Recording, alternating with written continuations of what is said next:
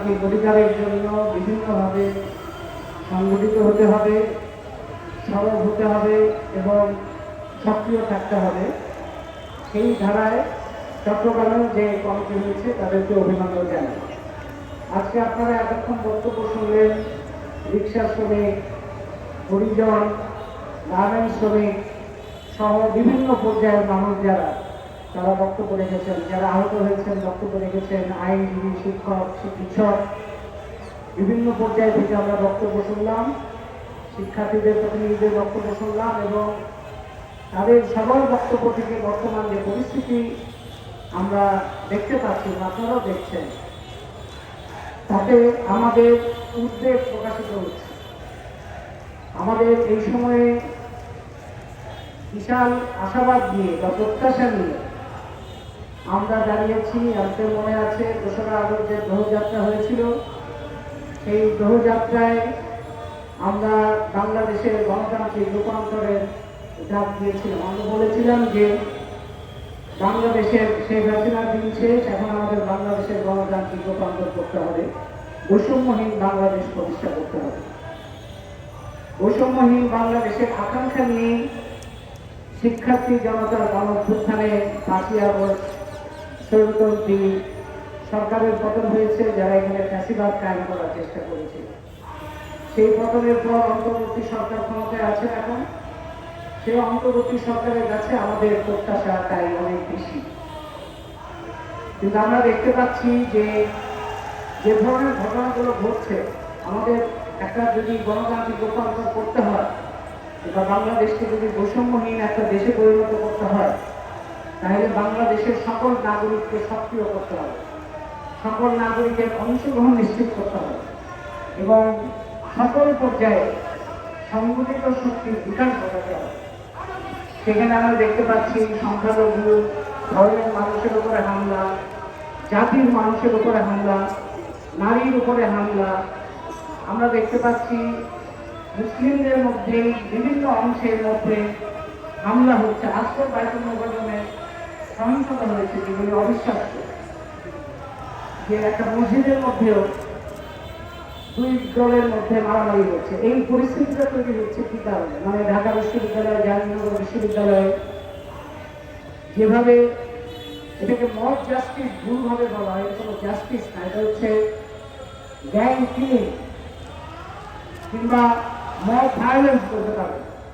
একটা ভয়ঙ্কর রকম দলবদ্ধ সহিংসতা এটা তৈরি হচ্ছে কোন জায়গা থেকে? কিংবা পার্বত্য চট্টগ্রামে আমরা যেটা দেখলাম, পার্বত্য চট্টগ্রামে একজন বাঙালি নিহত হয়েছেন, আহত হয়েছিলেন, তারপর নিহত হয়েছেন।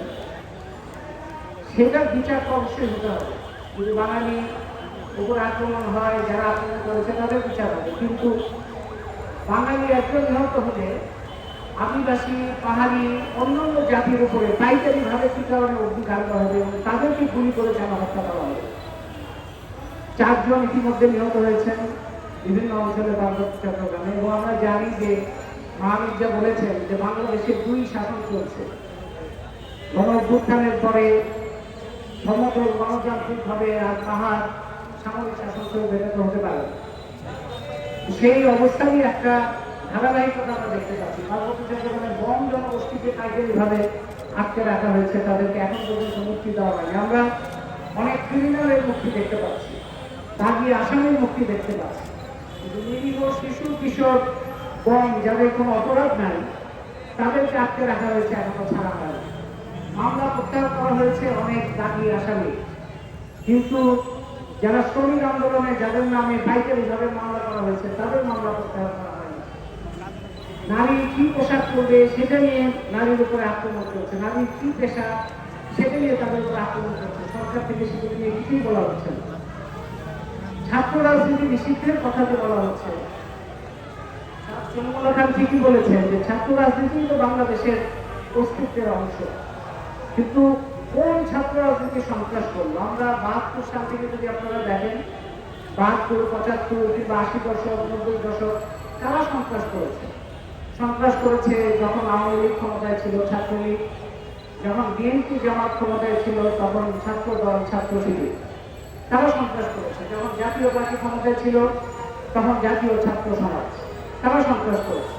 কিন্তু এই সন্ত্রাসের বিরুদ্ধে লড়াই করেছে কারা? দখলদারিত্বের বিরুদ্ধে লড়াই করেছে কারা? বৈষম্যের বিরুদ্ধে লড়াই করেছে কারা? আপনি নিষিদ্ধ করলেন ছাত্র ইউনিয়ন, ছাত্র ফেডারেশন, ছাত্র ফ্রন্ট, ছাত্র কাউন্সিল, এদের রেকর্ড কি, এদের ইতিহাস কি? এরা তো সবসময় সাধারণ শিক্ষার্থীদের স্বার্থে তাদের পাশে সমস্ত জীবন ঝুঁকি নিয়ে তারা লড়াই করেছে। এবং বৈষম্য বিরোধী যে গণ অভ্যুত্থান হলো, ছাত্র শিক্ষার্থী গণ অভ্যুত্থান, সেখানেও তারা অংশগ্রহণ করেছে। তারা যদি নিষ্ক্রিয় হয়ে যায় তাহলে সক্রিয় হবে কারা? সন্ত্রাসী হওয়ার জন্য তো দল লাগে না। এখন এই যে সন্ত্রাসটা হলো, গ্যাং কিলিং যেটা হলো, তার বিরুদ্ধে প্রতিরোধ কে তৈরি করবে?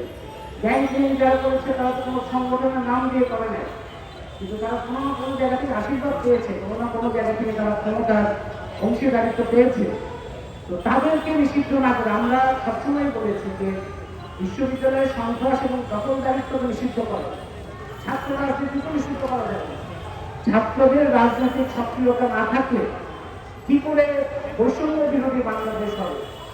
শিক্ষার্থীদের যদি রাজনৈতিক সক্রিয়তা, তাদের যদি সচেতনতা তৈরি না হয়, কি করে বৈষম্যহীন বাংলাদেশ তৈরি হতে পারে?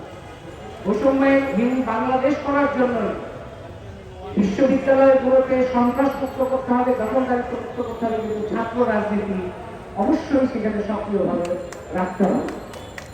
পাশাপাশি পাহাড়ে এবং সমতলে সমস্ত ধরনের নৈরাজ্য এবং সমস্ত ধরনের যে আক্রমণ, সহিংসতা, সকলের উপরে আপনার বৈষম্যহীন বাংলাদেশ যখন বলি আমরা, বৈষম্যের 4টা অংশ আছে, মনে রাখতে হবে যে 4 ধরনের আমরা 4টা ভাগে ভাগ করতে পারি বৈষম্য। একটা হচ্ছে শ্রেণী বৈষম্য। বাংলাদেশের 90% মানুষ সম্পত্তির অধিকার থেকে বঞ্চিত, তাদের মজুরি ঠিক নাই, তাদের জীবন জীবিকার কোনো ঠিক নাই, তাদের জীবনের নিরাপত্তা নাই, তাদের সন্তানদের তাদের শিক্ষা চিকিৎসার কোনো নিশ্চয়তা নেই। সেই 90 জন মানুষের এই যে শ্রেণীগত যে বৈষম্য, সেইটা কোনো না কোনোভাবে তো হিসাবের মধ্যে আসতে হবে বৈষম্যহীন বাংলাদেশকে। জাতিগত বৈষম্য, এটা হচ্ছে দ্বিতীয় জাতিগত বৈষম্য, যে বাংলাদেশে শুধু তো বাঙালির দেশ না, বাংলাদেশ অন্যান্য জাতি বাংলাদেশে বাস করে, যত ক্ষুদ্রই হোক, একজনের যদি থাকে তার অধিকারও নিশ্চিত করা হচ্ছে বৈষম্যহীন বাংলাদেশকে অবশ্যই করতে হবে। ধর্মীয় বৈষম্য, বাংলাদেশে মুসলমানরা সংখ্যাগরিষ্ঠ, কিন্তু বাংলাদেশ শুধুমাত্র মুসলমানদের দেশ নয় এবং এক রকম মুসলমানের দেশ নয়। ইসলাম ধর্মের মধ্যেই বহু ধারা আছে, আমরা এই যে বিভিন্ন ধরনের সংঘাত সহিংসতার মধ্যে দেখতে পাচ্ছি। সুতরাং সবার অধিকারগুলো সবার মধ্যে কোনো রকম বৈষম্য দেখা যাবে। এবং আরেকটা হচ্ছে লিঙ্গ বৈষম্য, নারী পুরুষ সহ অন্যান্য বৈচিত্র্যময় লিঙ্গ আছে, তাদের তাদের উপরে যে বৈষম্য, সেই বৈষম্য দূর করতে হবে। আমরা জানি, আমরা এটা বুঝতে পারি, আমরা সচেতন আছি যে এই অন্তর্বর্তী সরকার মাত্র কিছুদিন আগে ক্ষমতায় বসেছে এবং তাদের হাতে তাদের সীমাবদ্ধতা আমাদের জানা আছে। তারা যে এগুলি সব সমাধান করতে পারবে তা না, শুধু তারা এটা ভিত্তি তৈরি করতে পারে। কি কি ভিত্তি তৈরি করতে পারে? সেই ক্ষেত্রে আমাদের গণতান্ত্রিক অধিকার কমিটির মধ্যে আমরা এগুলো নিয়ে আলোচনা করেছি। আলোচনা করে যে সমস্ত বিষয়গুলো আমরা সামনে এনেছি, তার মধ্যে যেমন জুলাই হত্যাকাণ্ডের বিচার, নিহত আহতদের তালিকা প্রকাশ এবং নিহত আহতদের দায়িত্ব রাষ্ট্রকে গ্রহণ করা, এটা হচ্ছে খুব গুরুত্বপূর্ণ। রাষ্ট্রকে দায়িত্ব গ্রহণ করতে হবে, কারণ যারা নিহত আহত হয়েছে, আমরা শিক্ষার্থী জনতার গণ অভ্যুত্থান বলছি, কিন্তু আমাদের খেয়াল করতে হবে যারা নিহত আহত হয়েছে, যাদের যতজনের খবর আমরা রাখি, দেখতে পাচ্ছি যে সংখ্যাগরিষ্ঠ হচ্ছে খুবই দুর্বল অর্থনীতির পরিবার, খুবই গরিব শ্রমজীবী মানুষের পরিবার। তাদের এরকম অনেক পরিবার আছে যে নিহত হয়েছে, তারই ওই পরিবারের দায়িত্ব গ্রহণ করার কথা ছিল, পারে নাই। যে আহত হয়েছে কারো হাত নাই, কারো চোখ নাই, এদের এদের ভূমিকার মধ্যে দিয়েই তো আমরা এই জুলাই গণঅভ্যুত্থান হয়েছে। তাদের দায়িত্ব তো রাষ্ট্রকে গ্রহণ করতে হবে। আমরা এখন পর্যন্ত 5 লাখ টাকা 1 লাখ টাকার একটা সিদ্ধান্ত জানলাম, কিন্তু এটা তো দায়িত্ব গ্রহণ করা হয় না। দায়িত্ব গ্রহণ তো 5 লাখ টাকা দিয়ে দায়িত্ব শেষ হবে না। 1 লাখ টাকা দিয়ে যার চোখ চলে গেছে, হাত চলে গেছে, পা চলে গেছে, সে 1 লাখ টাকা দিয়ে কি করবে? রাষ্ট্রকে তার দায়িত্ব গ্রহণ করতে হবে। এর পাশাপাশি অন্যান্য ক্ষেত্রে যে সমস্ত বৈষম্য আছে, আমরা সংবিধান নিয়ে কথা হচ্ছে, আমরা বলেছি যে সংবিধান কমিশন হয়েছে একটা, সেই সংবিধান কমিশন বাংলাদেশের সংবিধানের মধ্যে যে সমস্ত স্বৈরতন্ত্রী ক্ষমতার কেন্দ্রীভবন এবং বিভিন্ন ধরনের বৈষম্যমূলক বিধি ব্যবস্থা আছে সেগুলো পরিবর্তন করে নতুন গণতান্ত্রিক সংবিধানের রূপরেখা তারা তৈরি করবেন এবং সেই রূপরেখা জনগণের মধ্যে ব্যাপক আলোচনার ভিত্তিতে জনমতের ভিত্তিতে সেটার একটা খসড়া তৈরি হবে, যেটা পরবর্তীতে কি প্রক্রিয়া গৃহীত হবে সেটা ঠিক হবে। আমরা মনে করি যে দ্রব্যমূল্য যে আমরা এটা বলেছি যে সরকার এই আগামী তাদের দায়িত্ব হিসেবে দ্রব্যমূল্য কমানো, এটা কি কারণে সরকারের অগ্রাধিকারের মধ্যে আসছে না? কেন দ্রব্যমূল্য কমবে না? চাঁদাবাজি অনেক ক্ষেত্রে বন্ধ হয়েছে, কিন্তু অনেক ক্ষেত্রে নতুন ভাবে শুরু হয়েছে। যারা নিয়ন্ত্রণ করে, যাদের কারণে দ্রব্যমূল্য বাড়ে, তারা কি করে এখনো সক্রিয় আছে? এই সরকারের ব্যাখ্যা সেই জায়গাটা বলতে হবে। শ্রমিকদের এই সরকার শ্রমিকদের যাবতীয় সমস্যার সমাধান করতে পারবে না, কিন্তু বাঁচার মতো মজুরি ঘোষণা করা মানে জাতীয় ন্যূনতম মজুরি, মানে বাংলাদেশে কোনো জাতীয় ন্যূনতম মজুরি নাই। যে কোনো গণতান্ত্রিক দেশে একটা অন্যতম বৈশিষ্ট্য হচ্ছে জাতীয় ন্যূনতম মজুরি ঘোষণা করা। এইটা তো এই সরকার নিশ্চয়ই সাথে সাথেই করতে পারে। এর বাইরে আমরা যেটা মনে করি যে বিদ্যুৎ ও জ্বালানি খাতে গত সরকার যে সমস্ত সিদ্ধান্তগুলো নিয়েছে, রামপাল এবং রূপপুরের মতো ভয়ঙ্কর প্রকল্প যেগুলো আছে, সেগুলো সম্পর্কে তো সুনির্দিষ্ট সিদ্ধান্ত নিতে হবে। যে যে প্রকল্প বাংলাদেশের মানুষের জীবন অনিশ্চিত করবে, বাংলাদেশের অস্তিত্ব বিপন্ন করবে, বাংলাদেশকে অরক্ষিত বানাবে, সেই ধরনের প্রকল্প রামপাল রূপপুরের মতো কি কারণে এখন পর্যন্ত এই হাসিনা সরকারের পতনের পর এই প্রকল্প কি করেছে চালু থাকে? আমরা হিসাব করে দেখিয়েছি, সরকার চাইলে আরো ব্যাখ্যা করে দিতে পারি যে রামপাল রূপপুরের মতো প্রকল্প চালু থাকলে বাংলাদেশের যে ক্ষতি হবে, যদি বন্ধ করা হয়, এখানে যেহেতু কিছু খরচ হয়েছে, সরকার বলবে যে এটা তো আমাদের বিনিয়োগ হয়েছে, ক্ষতি হবে, কিন্তু যতটুকু ক্ষতি হবে বন্ধ করবে, চালু রাখলে তার থেকে বহুগুণ বেশি ক্ষতি হবে। সেই জন্য এটা বন্ধ করার ব্যবস্থা করতে হবে। এবং আমরা এটাও বলতে চাই যে তেল গ্যাস খনিজ সম্পদ ও বিদ্যুৎ বন্ধ রক্ষা জাতীয় কমিটি একটা মহাপরিকল্পনা সরকারকে দিয়েছিল যে কিভাবে সুলভে পরিবেশ বান্ধব বিদ্যুৎ ব্যবস্থা করা যায়। আমরা এই সরকারকে বলবো সেই পরিকল্পনাকে সামনে রেখে এই আমদানি নির্ভর, ঋণ নির্ভর, বিদেশি কোম্পানি নির্ভর প্রাণ বিনাশী যে বিদ্যুতের ব্যবস্থা, সেটা থেকে সরে আসার যে ভিত্তি তৈরি করা, যে প্রস্তুতিটা, সেটা এই সরকার অবশ্যই নিতে পারে আগামী কয়েক মাসের মধ্যে। স্বাস্থ্য পরিবেশের ক্ষেত্রে আমরা মনে করি যে পাবলিক হেলথ কেয়ার বা সর্বজনের যে চিকিৎসা, সেইটা যাতে প্রত্যেকটা নাগরিক বিনামূল্যে পায়, সেটা লক্ষ্য হিসেবে রাখতে হবে। এবং পাবলিক হেলথ কেয়ার সিস্টেম শক্তিশালী করার জন্য এই সরকার এখনই একটা সিদ্ধান্ত ঘোষণা করতে পারে যে বাংলাদেশ সরকারের রাষ্ট্রপতি, প্রধান উপদেষ্টা, মন্ত্রী কিংবা এর সাথে সম্পর্কিত অন্যান্য কর্মকর্তা, আমরা সকলের জন্য চিকিৎসা বাধ্যতামূলকভাবে পাবলিক হসপিটালে করতে হবে। কেউ বিদেশে কিংবা এখানে ব্যয়বহুল হাসপাতালে যেতে পারবে না। তো পাবলিক হসপিটালে যদি তাদের চিকিৎসা বাধ্যতামূলক করা হয়, তাহলে এছাড়া পাবলিক হসপিটালের এই দৈন্য দশা দূর করার আর কোনো উপায় নেই। পাহাড় এবং সমতলে আমরা মনে করি যে বাংলাদেশে যে অন্যান্য জাতি আছে, যেটা আমি আগে বললাম, এই অন্যান্য জাতির সাংবিধানিক স্বীকৃতির কথাটা যারা সংবিধান কমিশনে আছে তাদের মাথায় রাখতে হবে যে এখানে অন্যান্য বহু জাতি আছে এবং সকল জাতির সাংবিধানিক স্বীকৃতি নিশ্চিত করতে হবে। গত 2 দিনে যে হামলা অগ্নিকাণ্ড হয়েছে, তার জন্য যারা দায়ী তাদের অবশ্যই বিচারের আওতায় আনতে হবে। এবং আমরা পরিষ্কারভাবে বলি, আগেও বলেছি যে পাহাড় এবং সমতল কোথাও কর্তৃত্ববাদী শাসন, সেনা শাসন কিংবা কোনো ধরনের জবরদস্তিমূলক নিপীড়নমূলক শাসন ব্যবস্থা থাকা চলবে না। সেটা সব জায়গায় গণতান্ত্রিক প্রক্রিয়ার মধ্যে থাকতে হবে। আমাদের আরো অন্যান্য বিষয় আছে যেগুলো আমরা পরবর্তীতে আরো বিস্তারিত আলোচনা করে আপনাদের সামনে উপস্থিত করব। সবশেষে আমরা বলতে চাই যে আমাদের যে পার্শ্ববর্তী দেশ ভারত এবং আমাদের সাথে বাণিজ্যিক সম্পর্ক যেসব দেশে আছে, যুক্তরাষ্ট্র, রাশিয়া, চীন, তাদের সাথে গত সরকার বহু রকম চুক্তি করেছে, বহু রকম প্রকল্প করেছে। আমরা এই সরকারের কাছে দাবি জানাই এই চুক্তি এবং প্রকল্পগুলোর বিস্তারিত জনগণের সামনে প্রকাশ করতে হয় এবং যেগুলো জনস্বার্থ বিরোধী সেগুলি অবশ্যই বাতিল করতে হবে।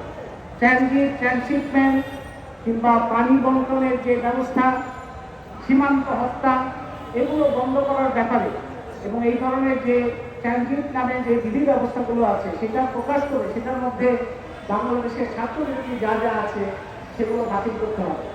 আরেকটা কথা বলে শেষ করি, সেটা হচ্ছে এই সরকার বিশ্ব ব্যাংক, IMF, এশিয়ান ডেভেলপমেন্ট ব্যাংকের কাছ থেকে বিপুল পরিমাণ ঋণ নিচ্ছে। গত সরকারও এই প্রতিষ্ঠানগুলো থেকে ঋণ নেওয়াকে সাফল্য হিসেবে প্রচারিত করত। এই সরকারও এই ঋণ প্রাপ্তিকে একটা সাফল্য হিসেবে ঘোষণা করছে। কিন্তু আমরা আমাদের বিশ্লেষণ থেকে দেখি বিশ্ব ব্যাংক, IMF, ADB ঋণের যে সমস্ত প্রকল্প সেগুলো বাংলাদেশে অনেক সর্বনাশ করেছে। বাংলাদেশের পাট শিল্প ধ্বংস করেছে, বাংলাদেশের শিক্ষা স্বাস্থ্যকে বাণিজ্যিকীকরণ করেছে, ব্যয়বহুল করেছে, বাংলাদেশের জ্বালানি খাতকে বিপর্যস্ত করেছে, বাংলাদেশের যে পরিবহন ব্যবস্থা সেটাকে বিপর্যস্ত করেছে। সুতরাং আমাদের দাবি থাকবে যে বিশ্ব ব্যাংক, IMF, ADBর সাথে ঋণযুক্ত যে সমস্ত প্রকল্প বাংলাদেশে আছে সেগুলির একটা ব্যাপক মূল্যায়ন করতে হবে, সেগুলো প্রকাশ করতে হবে এবং তাদের উপরে নির্ভরশীল যে অর্থনৈতিক কাঠামো সেটা থেকে যদি বের না হওয়া যায় তাহলে নতুন বাংলাদেশ হবে না, স্বাধীন বাংলাদেশ হবে না, বৈষম্যহীন বাংলাদেশ হবে না। কারণ তাদের প্রকল্প মানেই হচ্ছে কিছু লোকের হাতে সম্পদ কেন্দ্রিক হবে। সুতরাং এই বিষয়গুলো আজকের সমাবেশ থেকে আমরা সরকারের কাছে দাবি জানাই এই কাজগুলো তারা অবিলম্বে করতে পারেন। আগামী কয়েক মাসের মধ্যে এই কাজগুলোর একটা ফলাফল আমরা পেতে পারি যদি সরকার করতে আগ্রহী হয়। আমি আবারও বলি, বৈষম্যহীন বাংলাদেশের সুনির্দিষ্ট অর্থ আছে এবং সেই বাংলাদেশ করতে গেলে সুনির্দিষ্ট কর্মসূচি নিতে হয়। সরকার যদি সেখানে সরে গিয়ে নিজেরা যারা মানুষের উপর জোর জবরদস্তি করছে তাদের পক্ষে দাঁড়ায়, আর এই সরকারের বিরুদ্ধেও জনগণকে দাঁড়াতে হবে। আমরা গণতান্ত্রিক অধিকার সম্প্রসারণের জন্য এই আন্দোলনের যে গুরুত্ব সেই উপলব্ধি করেই এই কমিটি করেছি। বাংলাদেশের বিভিন্ন জায়গা থেকে প্রবাসী বাংলাদেশিদের কাছ থেকে আগ্রহ আমরা পাচ্ছি। আমরা আশা করি এই কমিটি এবং এই কমিটি ছাড়াও অসংখ্য উদ্যোগের মধ্যে দিয়ে বাংলাদেশে যে নতুন সম্ভাবনা তৈরি হয়েছে সেই সম্ভাবনার দিকে বাংলাদেশ অগ্রসর হতে পারবে। আপনাদের সবাইকে ধন্যবাদ জানিয়ে